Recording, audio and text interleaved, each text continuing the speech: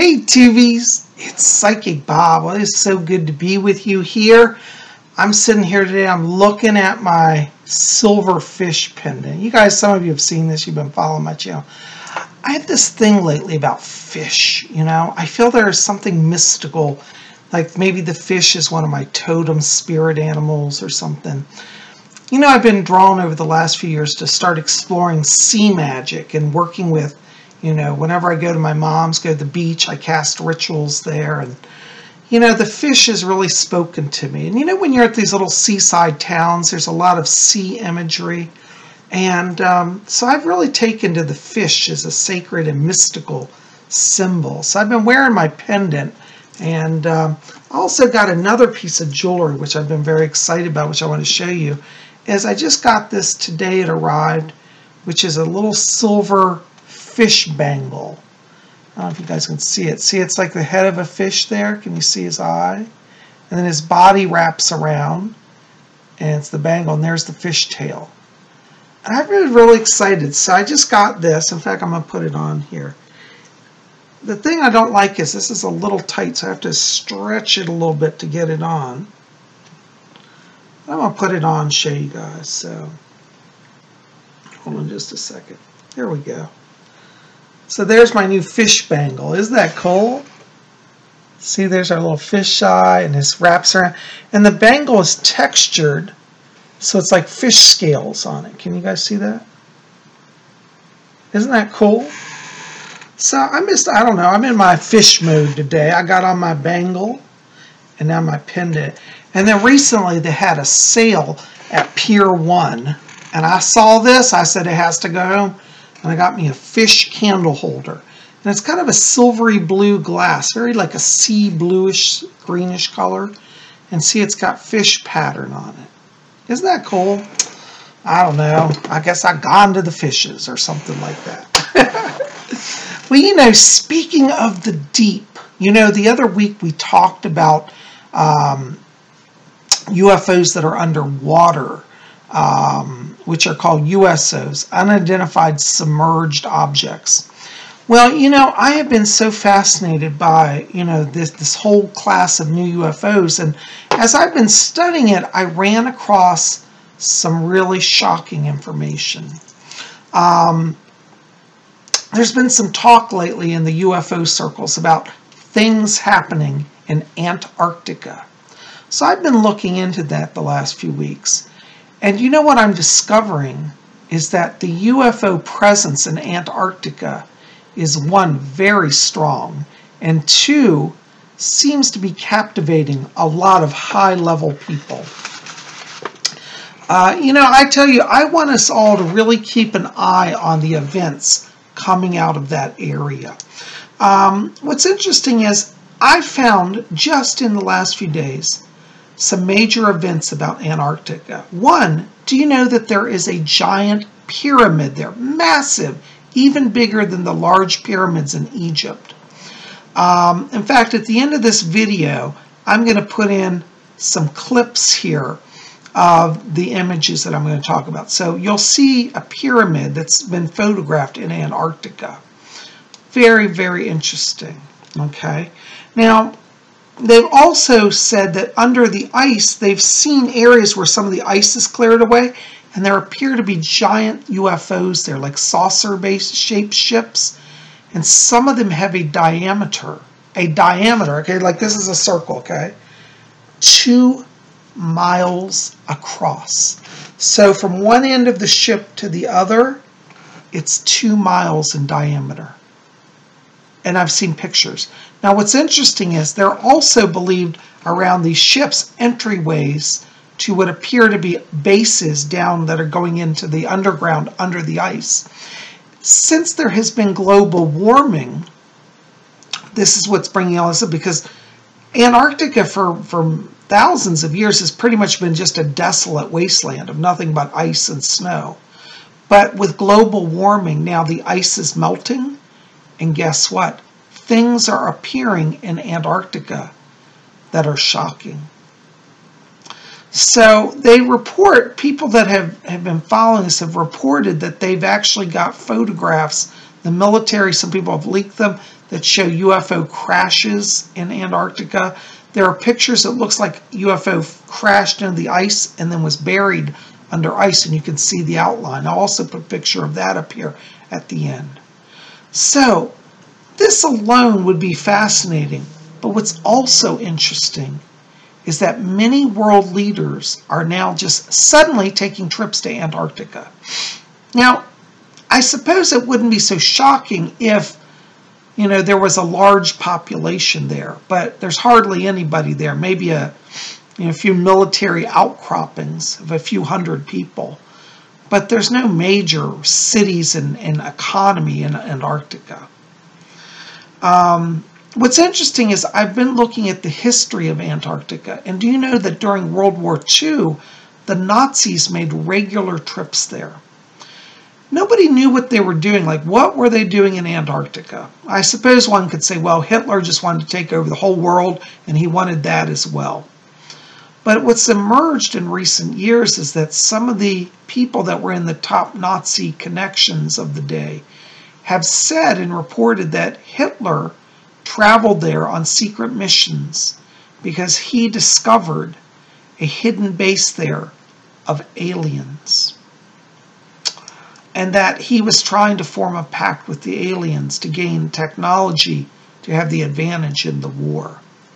From what I've understood, the aliens didn't give him anything because they just didn't. And had he gotten their technology, it would have turned out much different, I believe. People are saying there are various types of aliens at the Antarctic. I've heard that there are Nordics there, like the Pleiadians and the Telosians have been seen there. But there's also believed to be another race of aliens that are giants, like people that are like 20 feet and 30 feet tall. Now, I think these giants could be known as what was known in the ancient biblical days as the Nephilim. Who were the Nephilim? Well, the Nephilim were an offshoot of spirits. It was believed that angelic spirits came to earth. This was before the original flood, the cataclysm of the earth. There was a global flood. Almost all religions teach it. If you study all the religions, there was a flood. Now, in the antediluvian days, that means before the flood, there were giants on the earth. And these giants were the offspring of angels who breeded with humans or mated with humans. Angels, as many of you know, look just like humans, and they can take on a physical form. But they're actually spirit beings, but they can take a temporary material form and engage in activities with people. And it's believed that some of the women at the time became enamored of these angels, and they had relations, and they bore children. And these children, though, started out as normal children, but grew to be these giant men, and they were called the Nephilim.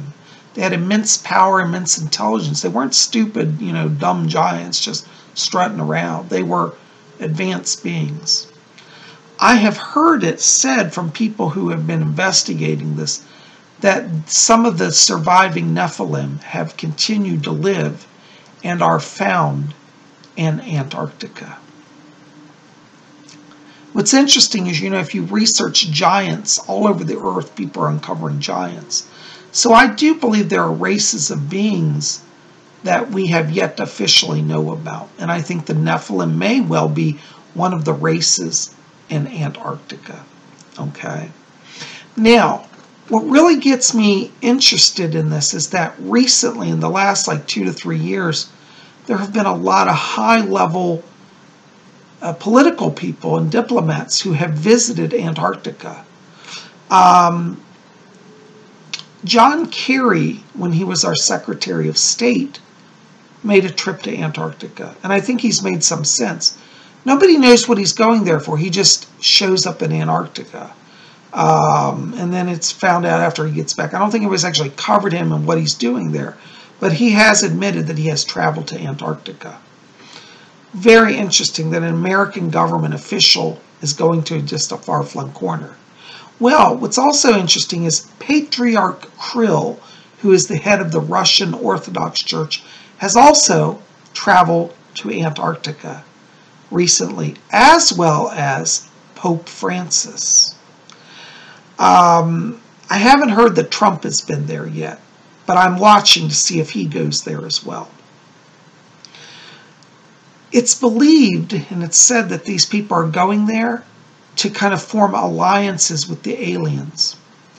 What I think we're seeing is the preparation for full-scale disclosure. Now, as many of you know, I've been saying it, we're not far from disclosure. And when we see some of the leaders on the world stage going to an area where there are reported alien bases, it makes you wonder. Yeah, conspiracy theory maybe, but I can speak as a psychic, and in my psychic self, I'm seeing truth in these allegations that there are bases there. Now, what's also interesting is that some of the people who have been there have reported seeing American military personnel also at the site of entrances that appear underground cities or entrances to underground facilities. And supposedly these entrances are guarded with tanks.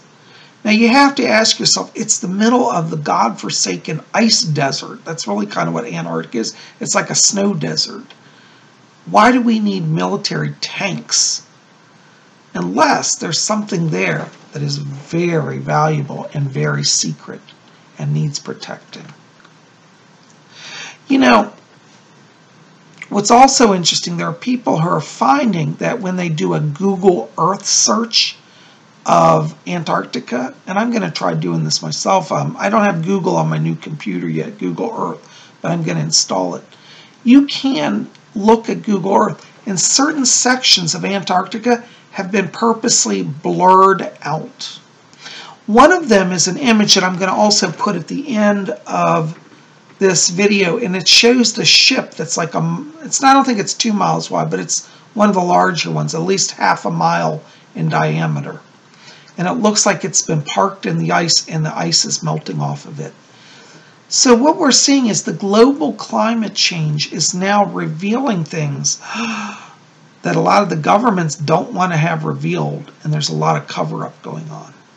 I think it's just a matter of time till all of this comes out. So I'm going to tell you, keep your eyes on Antarctica. I think there's a doorway that is opening there that is going to reveal that we are not alone on this earth, that we are being visited, and we have been visited for thousands and thousands of years. So, you know, as I want to say, though, please do not panic. This is not the end of the world. These beings that I believe are in that region are so advanced. I mean, we can't build a ship 2 miles in diameter and get it off the ground. We don't have the ability to do that. But it's quite a regular occurrence there from what I hear. We don't have ships that can plunge into ice and then go under the water and into, you know, underground bases. But many people report that there. Supposedly throughout World War II, there were various U.S. expeditions also down there, and they also encountered ships.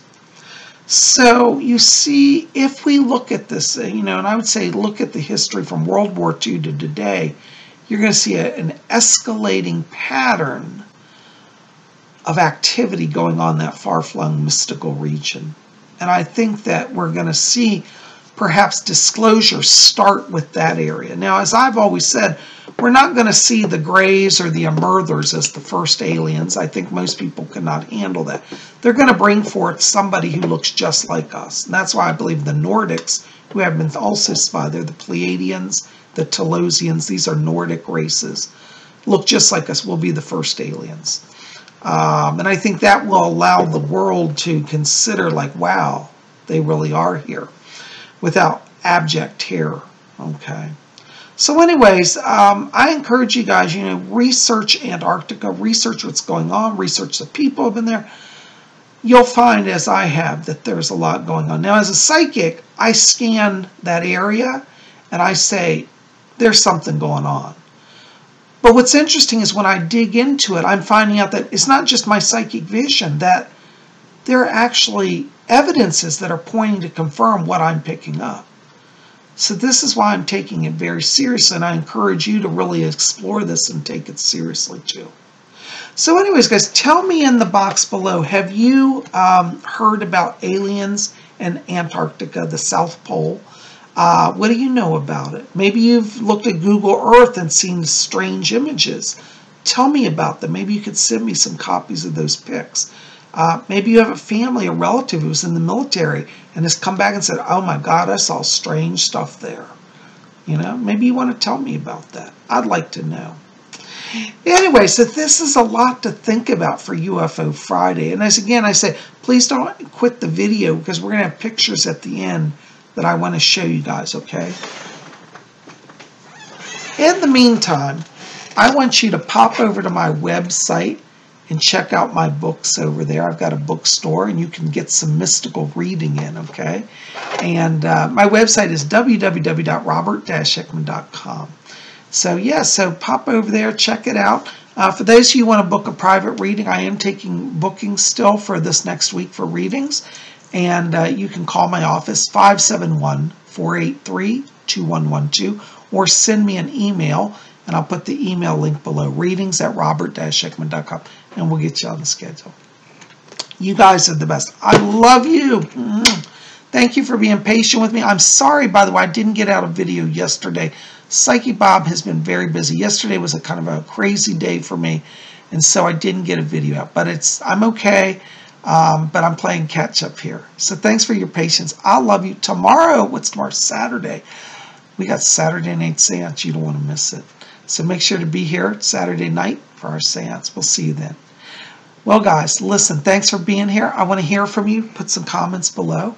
Tell me what you think about Antarctica and the alien presence. All right, we'll see you back here tomorrow. Until then, may you always blessed be.